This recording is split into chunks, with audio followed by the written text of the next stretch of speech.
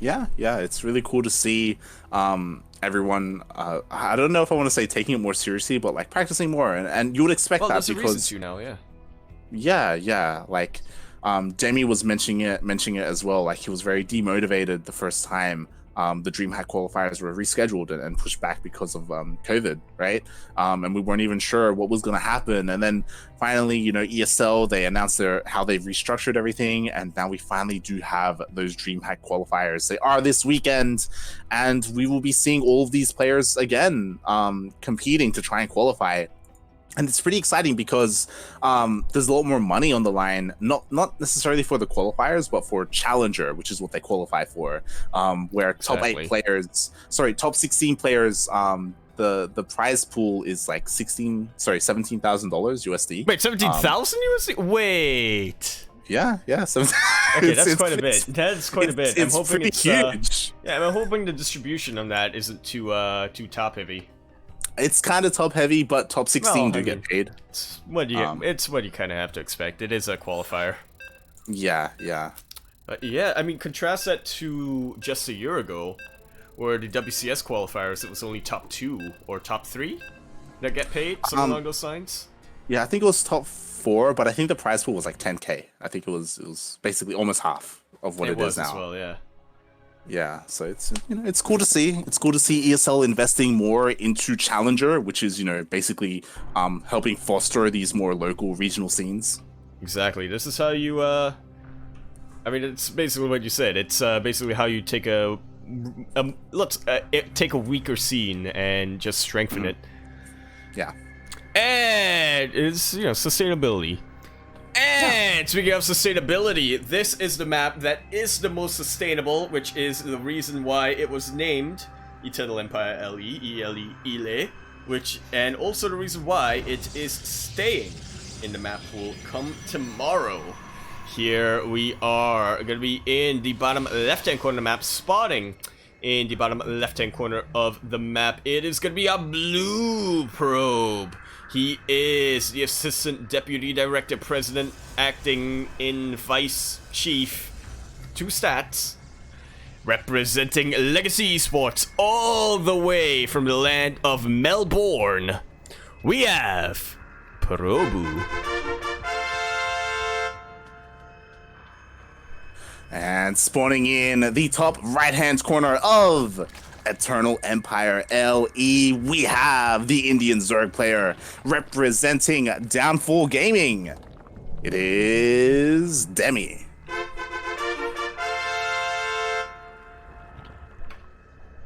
I just had the most terrible thought, Light. What was your thought? Okay, well, first off, I forgot that, okay, the freeze wasn't too long this time. Whew.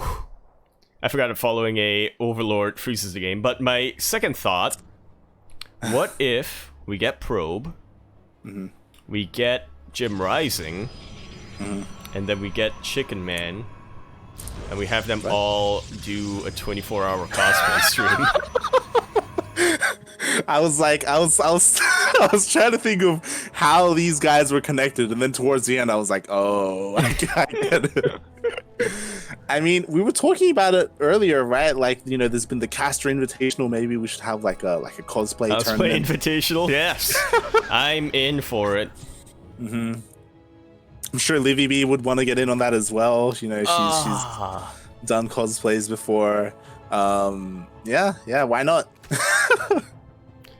And then we can have Vivek can host with his hats. Yes, he can host with his hats, and every single time the camera cuts to him, he's got a different hat on. Exactly. Different hoodie. But all of them have the buttons that makes the things pop up. Yep. I'm liking it. Yeah, that'd be great.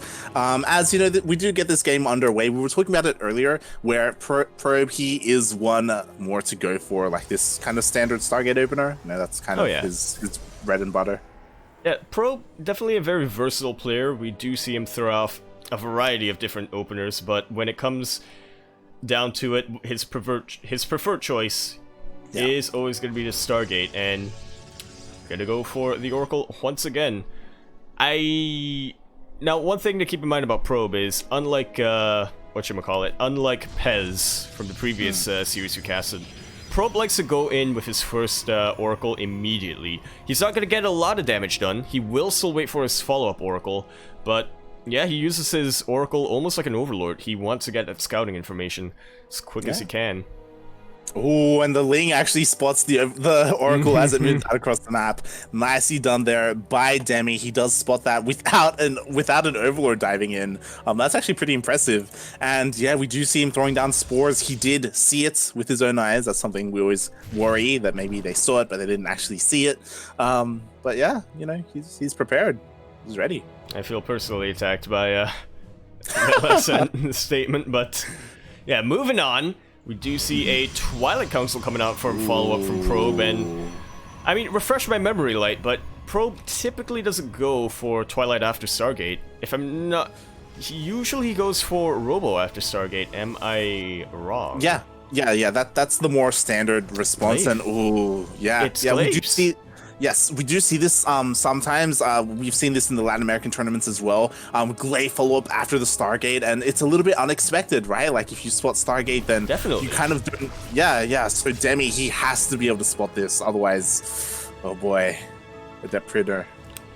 It goes Burr.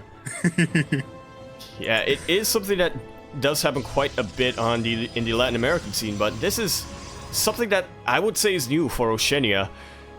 It's I gotta tell you, one thing I am worried about for Probe is, you know, instead, since he doesn't have a Robo, right?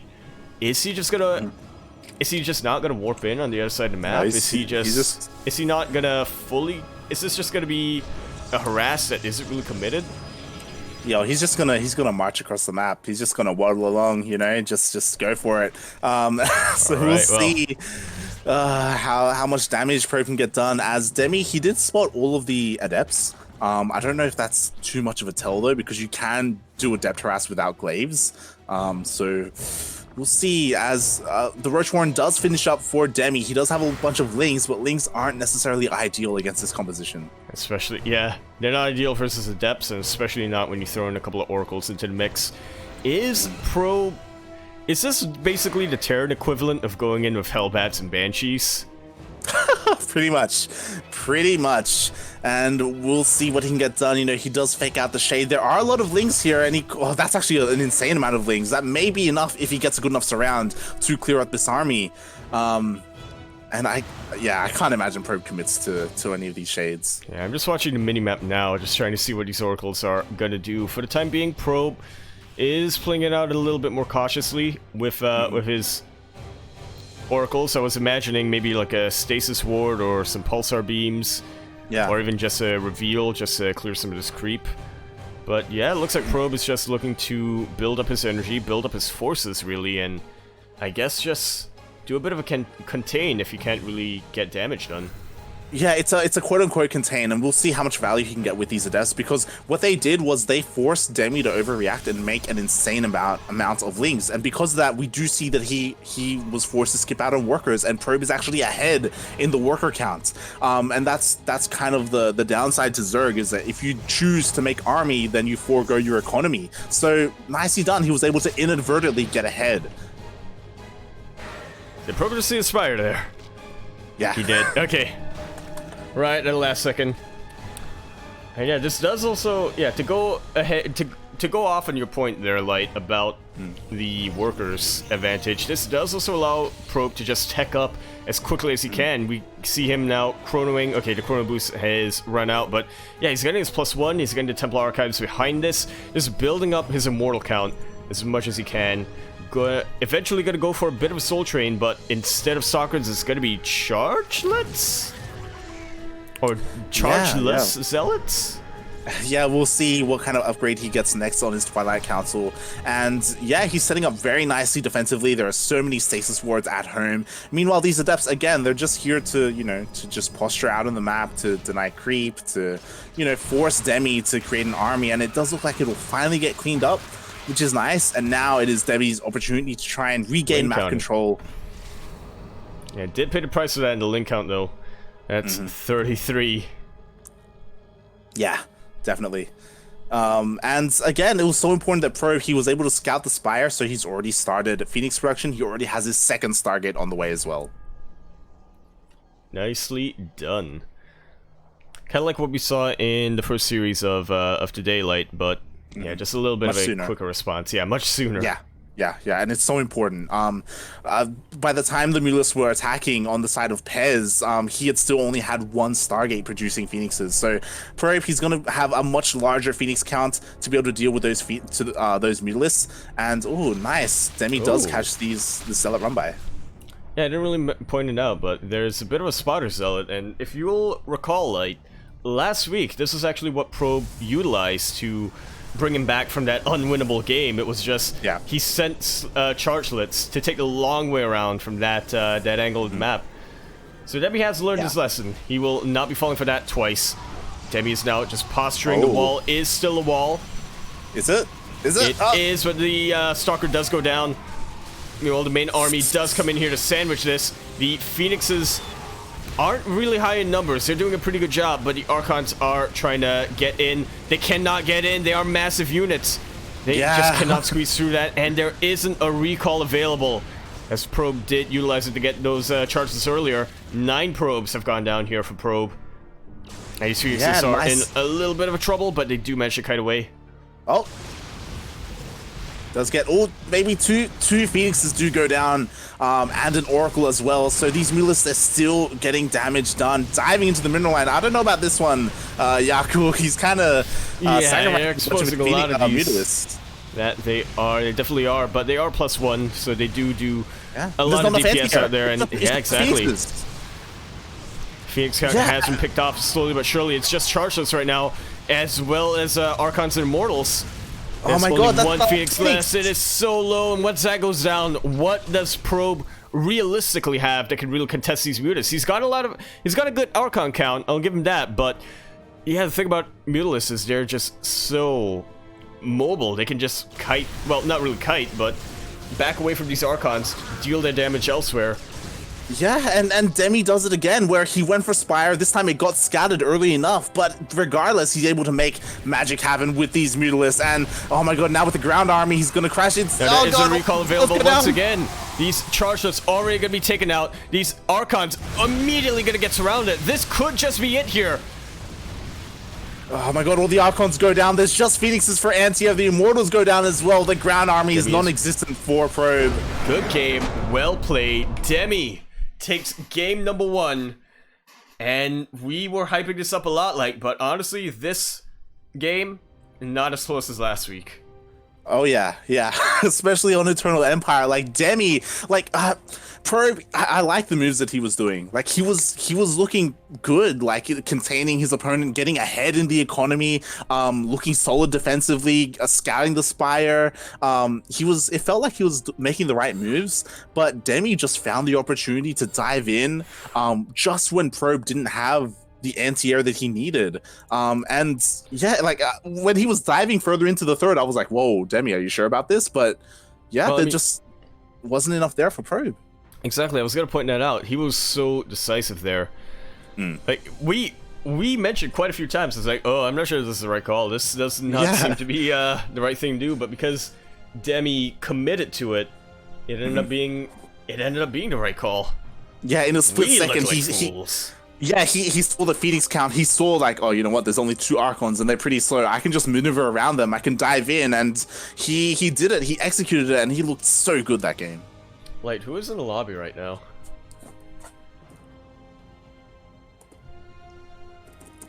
Oh, okay. I didn't even notice him. I was like, what? Yeah. I was like, could it be a Maddox type thing? Is he a translator? He's gonna translate the banter. Or they're gonna translate the banter between Probe and Demi. It's just someone sneaking in. Of course, that is the thing I don't like about posting lobby links in a public chat. Like anyone can join, but we're on top of it. It's all good. Yeah, well, we almost weren't, but we were in the end.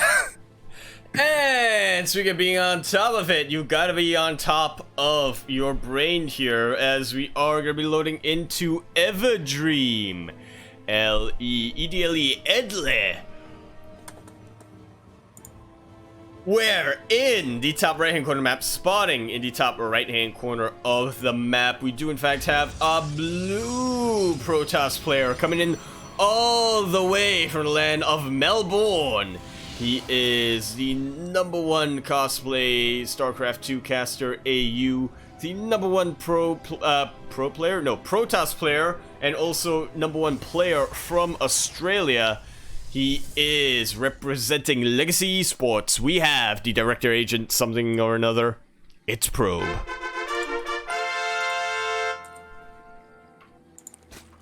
And spawning in the lower left-hand corner of Everdream LE, we have the Indian Zerg player representing Downfall Gaming.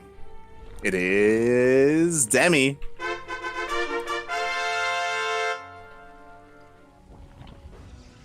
Not going for the Roach Rush this time, at least not yet anyway. It's not Nightshade, it's fine. It's fine. Yeah, exactly. It's just a map that has short rushes.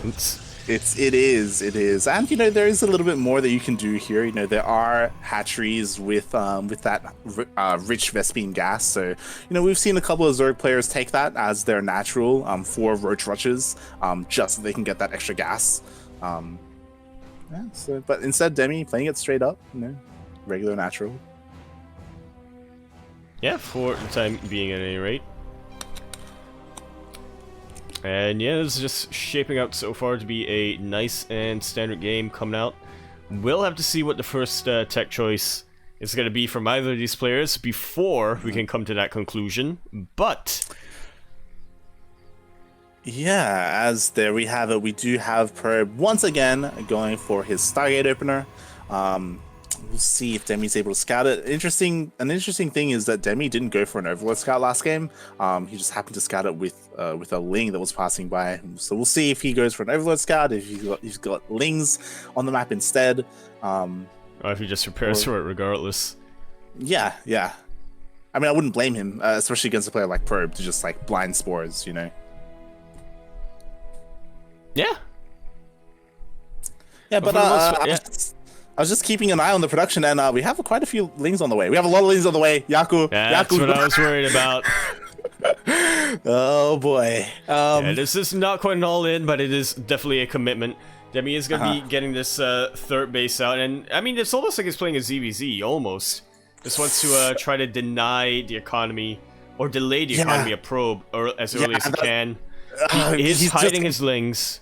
Yeah, and he's continuing that Ling production as well. So Demi, he does have an eye on that front wall of Probe. He does see how vulnerable it is right now. So he's looking to try and bust through and basically end the game. He's just making nothing but Lings. He hasn't made any more workers at all. He only has 22. Yeah, it's not the right position to put a gateway. I feel like there could be quite a bit of surface area you can take advantage of. This Oracle does reveal its hand, and this is going to be enough to hold it, but on the downside, Probe has kind of forced to reveal it, kind of forced to use up a bit of energy there. Yeah, and Demi, he's still committing to it. Yeah. He's made a decision. Oh, he just recalled his unit as well that was on the wrong side of the wall, but it looks like Warp Gate will finish. Nicely done, but will the shield battery finish? This Oracle is out of energy. It is basically just as Phoenix here, trying to clear out the Overlord of Demi. This other gateway is looking so low. This shield battery is actually looking even lower. It's actually going to go down, Light. It is going down, but Probe, utilizing that shield training, already has a backup wall. He doesn't have any army production, though, and that is the real problem right now for Probe. I'm going to go down there. The Zealot! Oh, the shield battery finishes up just in time, but the shield battery falls down! Still not going to be enough. This Oracle about to deplete all of its energy. It's on 12 energy, Light. It's on 12 energy. 5, and that's basically all she wrote. Yeah, and the wall is still not a wall. Lings continue to flood in, and the Stalker gets surrounded. All the ground units go down for Probe, and this could be it. Like, he only has... It's looking like it's going to be it. Good game, well played.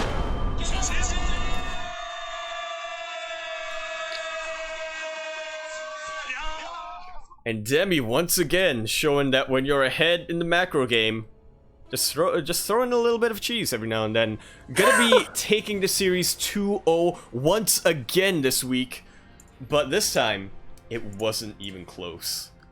Yeah, definitely. We were talking about how last week it was a 2-0, but the games really could have gone either way. This time, though, this week, Demi was looking pretty dominant. And a little bit of insider information, Demi was whispering me before the series started, and he was kind of worried. He was saying like, you know, I'm not feeling so good. Like I woke up at 1 a.m. today and I haven't gotten any sleep since. Like I'm just, you know, he's a bit tired. Taking a page out of the Kata books. Sleep deprivation equals better performance. Exactly. Who even needs sleep as Demi 2-0's probe?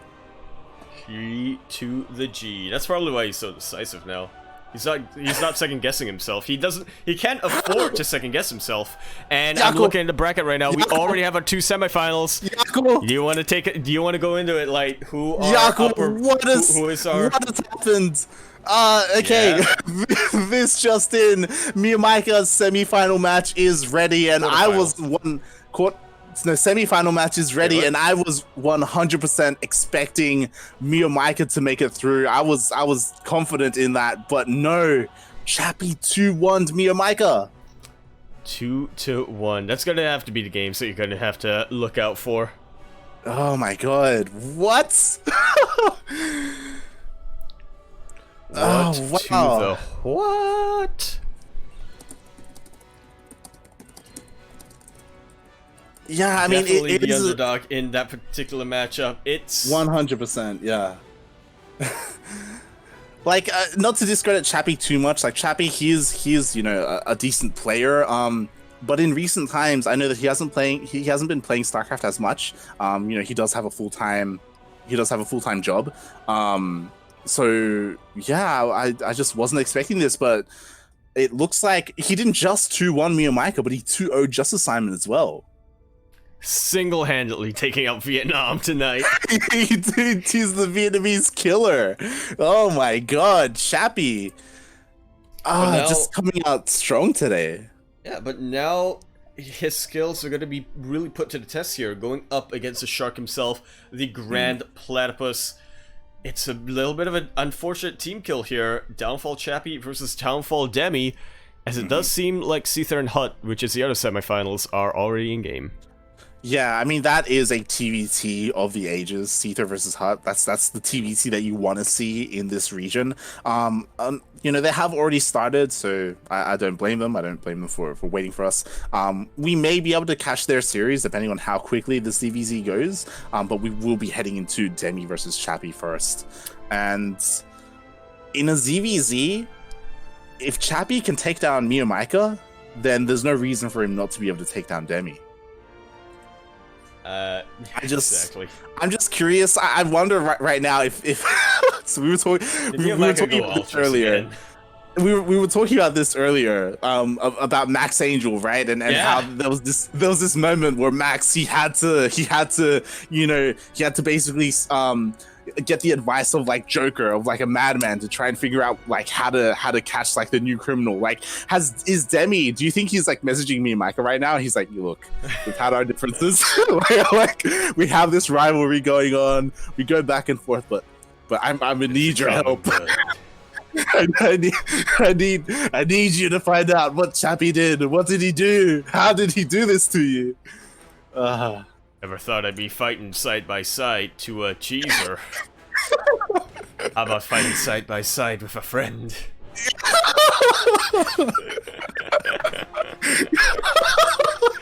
That's really what happened. Oh my god. We need the fan art of Demi and Miyamaika, like the tsundere, like they didn't want to like work together, but they have to, you know. It's like the Goku and Vegeta of our time. Miyamaika gets to begin Demi's for sure 100%. What's his name? Legolas. Legolas. God.